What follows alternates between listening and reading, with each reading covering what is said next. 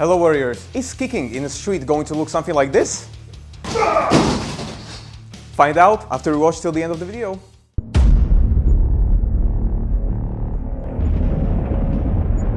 So what about kicks in self-defense? Are they a good idea? Are they a bad idea? Well, if we want to hear Peter's verdict right here would be that it's something like a suicidal technique to try. Let's just compare. If we compare something like a very experienced boxer and very experienced kicker like Taekwondo guy, before he even kicks, he'll probably get hit like 3 to 4 times before he even starts doing anything. Kicks are 3 to 4 times slower than the hands. So is it in good use when we are fighting for our life, when it's so much slower? Probably not. Another point when we are talking about kicks is going to be just the pure effectiveness of the kicks. Because if we are talking mostly punching, it's mostly punches to the face. But if we are talking kicks, we are not right away from this distance thinking, I'm going to kick to the head. It's going to be something like push kicks to the body. Let's say that we trade the shot, he's going to be the guy who's going to be punching, I will be kicking. I'm going to make him hurt to the body a little bit, but I get strike with 2 shots to the head. Like, is the trade beneficial for me? Because I think his body hurts like this and my nose is bleeding and maybe it's broken. There are multiple types of kicks. We were mostly talking about the push kick because it's what we mostly see in the self-defense world. But of course there are different kicks. We could be talking about something like stomp to the knee or low kicks. We are not going to saying that it doesn't hurt at all, because it does hurt, of course. We're not Iron Mans. Let's just compare it to situation when it's self-defense. It's different when I'm having MMA fight and we are standing and then he's kicking me. And there's a big difference between a guy is actually now running at me and now I want to try some kicks. Because I just learned that my problem is here. I don't even have the distance to actually kick. I'm here, something starts happening, he starts running at me. Where do I find the space to actually create for the, let alone push kicks and let alone the low kicks? There's just not that much space.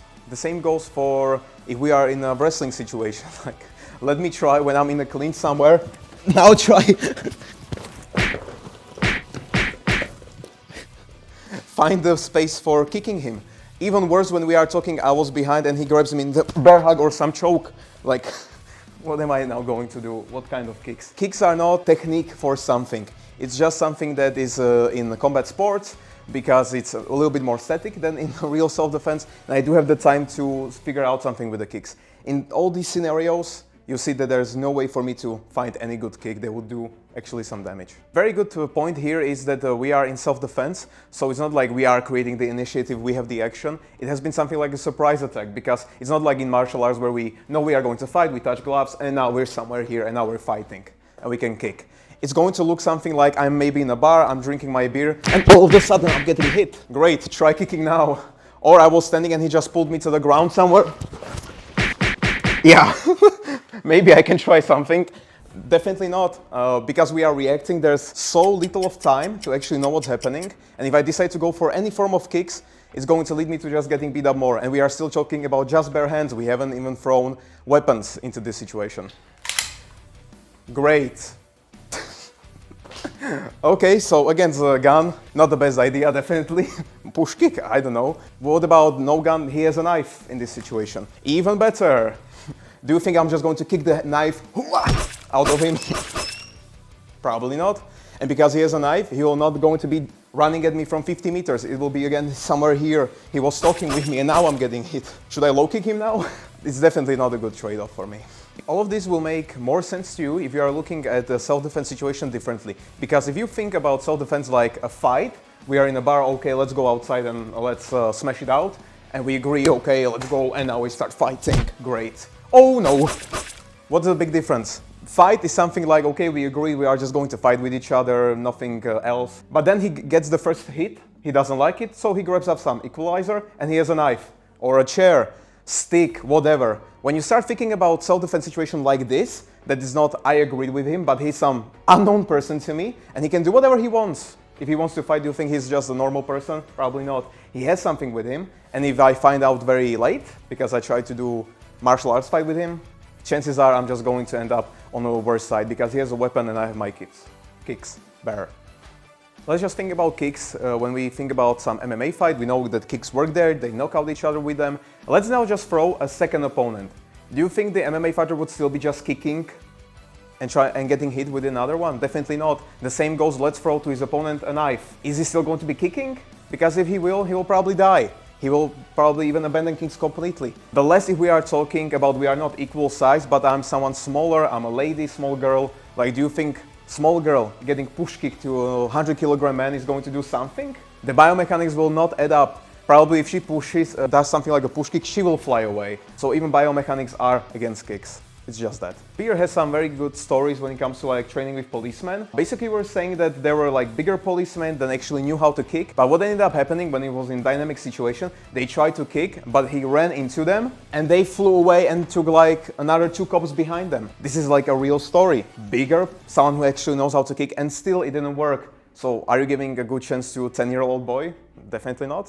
The thought with the push kick was like, I'm going to create the distance for me to draw. So I am coming, he pushes me, I'm away, and now he has the time. The big problem with this is, if you are not just going to let him push kick you, it will look something like this. He tries to push kick me, I will be the kicking one, so I'm trying, I go.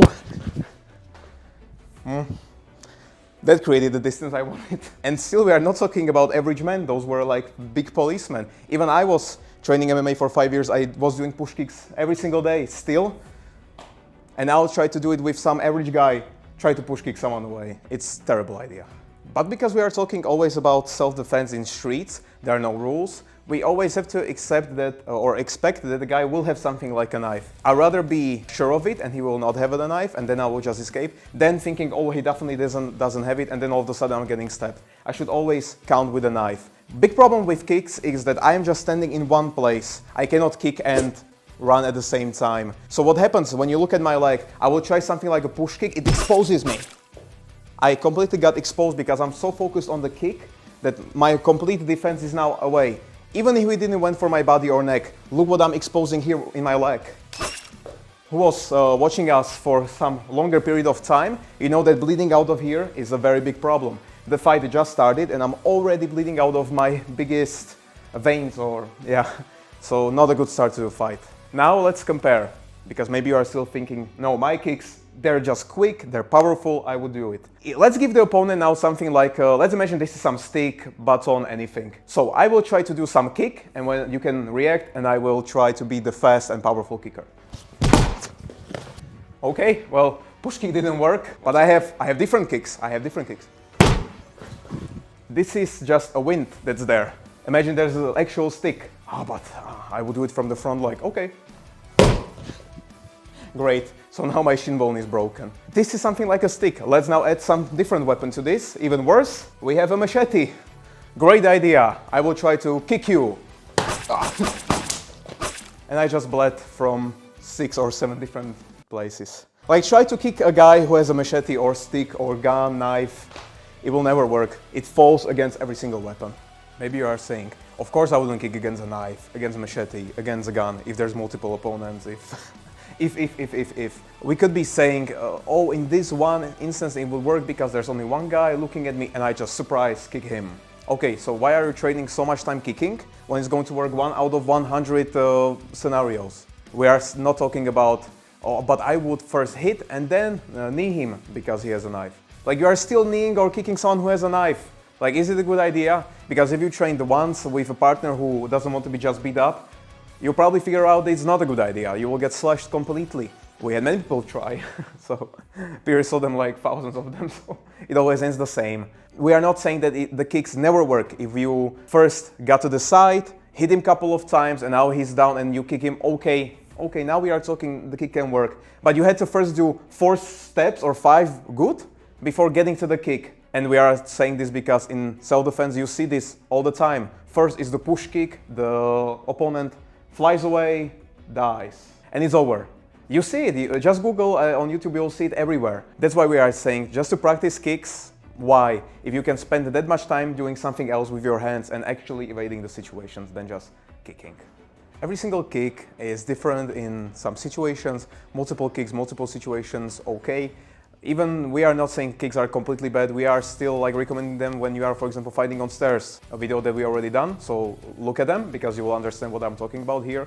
Maybe you are thinking, but what about knees? They're good in some situations, in some not. If you want to see videos about the knees, are they good? Let us know and we can definitely film a video on knees. You will have opened eyes, maybe even more. For kicks, it has been practically everything. for right now, it's important that you will share this video, because you don't even know how many people are thinking that I will just kick the person and the kicks will solve my problem because I know how to kick very well in training. If you don't want to just be against them like you are not right, just share them this video, so maybe they will see okay, and let them try in training. Let's try them against sticks, knives, training ones, of course, guns, whatever. Or if I'm already on the ground, I'm being pulled by my hair. Just let them try and then see if the kicks are actually working how they would think they would work. But what does Peter know about this? He's been only trying it for 25 years. What do you know, right?